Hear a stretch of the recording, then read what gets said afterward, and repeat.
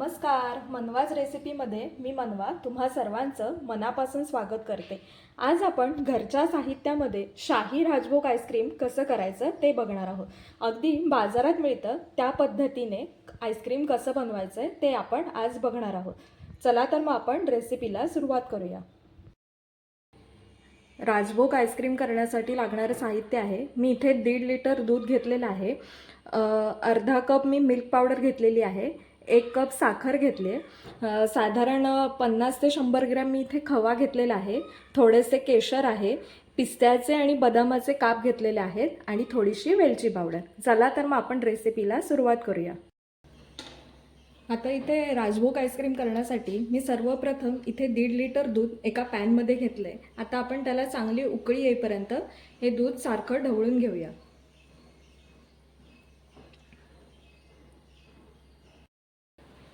इथे हे दूध बऱ्यापैकी गरम झाले। आता मी याच्यात केशराच्या काड्या घालून घेते।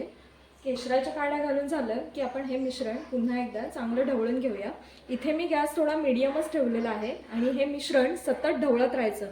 सतत ढवळल्यामुळे दूध आपलं खाली कुठेच लागणार नाही। केशरामुळे तुम्ही बघू शकता दुधाला एक छान असा रंग येतो। केशर घालून सुद्धा हे दूध चांगलं आपण ढवळून घेणार आहोत।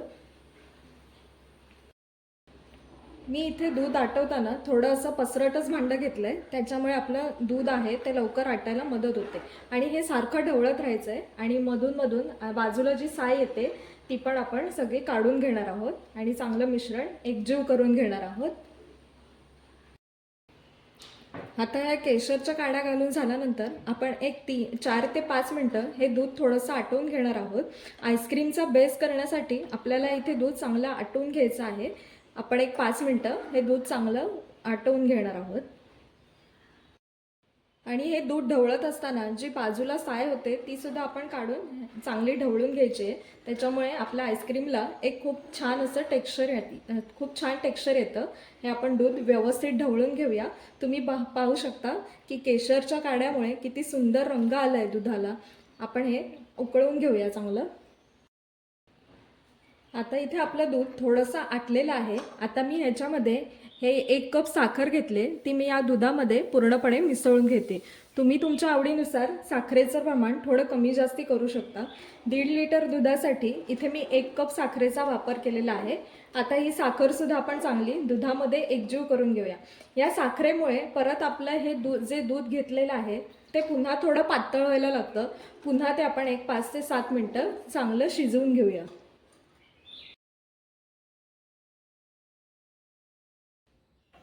तुम्ही इथे बघू शकता दूध बऱ्यापैकी आटलेलं आहे। आता मी एका बाउलमध्ये इथे दूध घेतलं आहे आणि दुधामध्ये थोडी कॉर्नफ्लॉवरची पावडर मिसळले। ते चांगलं मिश्रण आपण ढवळून घेऊया। त्याच्यात कुठेही गुठळी नाही राहिली पाहिजे, यामुळे दुधाला थोडा दाटसरपणा येतो। हे बघा, ह्यातल्या सगळ्या गुठळ्या मी मोडून घेतल्या आहेत। आता ही कॉर्नफ्लॉवरची स्लरी आहे ती आपण दुधामध्ये घालून घेऊया आणि हे घालून झाल्यानंतर आपण कॉर्नफ्लॉवर एक 5 ते 7 मिनिटं चांगलं शिजवून घेऊया।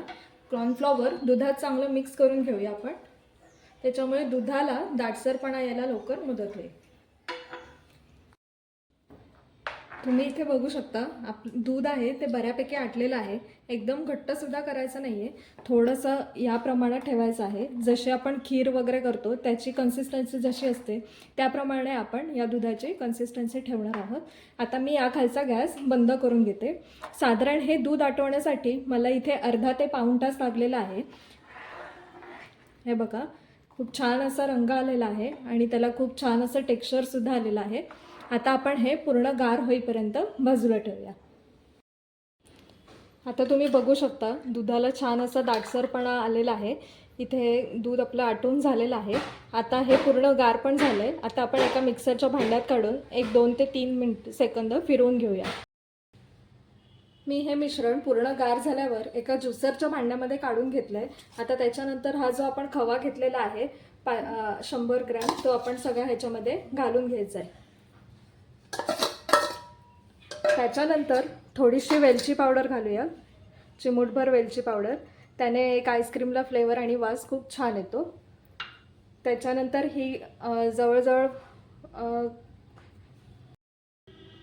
त्यानंतर मी इथे मिल्क पावडर घेतलेली आहे, तीसुद्धा आपण या मिश्रणामध्ये घालून घेऊया आणि हे एक 2 ते 3 मिनटं मिक्सरला लावून घेऊया. इथे मी आईस्क्रीम सेट करण्यासाठी एक डबा घेतलेला आहे. त्या डब्यामध्ये आता हे तयार केलेलं मिश्रण आपण घालून घेऊया. तुम्ही बघू शकता किती छान असं आपलं तयार झालेलं आहे. हे एका डब्यात मी काढून घेतलेलं आहे, उरलेलं थोडं मी दुसऱ्या डब्यात लावून घेते. हे मिश्रण मी सगळं या डब्यात काढून घेतलेलं आहे. आता आपण हे 1 ते 2 तासासाठी आपण आपल्या डीप फ्रीझरमध्ये ठेवून देऊया. तुम्ही इथे बघू शकता आपलं आईस्क्रीम आहे ते इथे असं थोडं सेट झालेलं आहे. पूर्ण सेट नाही झालंय, आपण दीड तासासाठी ह्याला थोडं सेट करून घेतलंय. आता आपण परत मिक्सरच्या भांड्यामधनं त्याला फिरवून घेऊया. आता हे मिश्रण मिक्सरमधनं काढून झालेलं आहे. पुन्हा मी त्याच डब्यामध्ये हे मिश्रण ओतून घेते. हे बघा, तुम्ही बघू शकता खूप छान असं टेक्स्चर आलं आहे आपल्या आईस्क्रीमला. आता आपण ह्याच्यामध्ये ड्रायफ्रूट्स घालून घेणार आहोत. सर्वप्रथम मी ह्याच्यामध्ये बदामाचे तुकडे घालते. हे राजभोग आईस्क्रीम आहे, यामुळे ह्याच्यात आपण ड्रायफ्रूट्स आणि भरपूर प्रमाणात घालायचे, त्याच्यामुळे त्याची चव खूप छान येते. काजू घातले, त्यानंतर हे पिस्त्याचे काही तुकडे आहेत ते पण मी याच्यामध्ये घालून घेते. आता याच्यावर ड्रायफ्रूट्स आणि सगळं घालून झालेलं आहे. आता आपण ह्याला झाकण घट्ट लावून आपण फ्रीजमध्ये एक 10 ते 12 तासासाठी किंवा पूर्ण रात्रभर आपण सेट करून घेणार आहोत. हे आईस्क्रीम पूर्ण रात्रभर फ्रीझरमध्ये चांगलं सेट झालं आहे. आता आपण डबा उघडून बघूया, आपला राजभोग आईस्क्रीम तयार झालं. वा, तुम्ही बघू शकता किती छान असं टेक्स्चर आलेलं आहे. हे बघा, खूप छान असं दिसतंय. ड्रायफ्रूट्स वगैरे त्याच्यावर सगळे व्यवस्थित सेट झालेले आहेत. आता आपण हे सर्व करूया. मी आता हे आईस्क्रीम बाउलमध्ये काढायच्या आधी एक 5 मिनिटं बाहेर काढून ठेवले, त्याच्यामुळे ते काढणं आपल्याला खूप सोपं जाईल. तुम्ही बघू शकता यावर कुठेही आपल्याला आईस क्रिस्टल तयार झालेले दिसत नाही आहेत. आता आपण हे या बाउलमध्ये काढून घेऊया. हे बघा, खूप छान स्मूथ असं आपलं आईस्क्रीम तयार झालेलं आहे. तुम्ही याचं टेक्स्चर बघू शकता, अगदी बाजारात मिळतं तसं आपलं आईस्क्रीम तयार झालेलं आहे.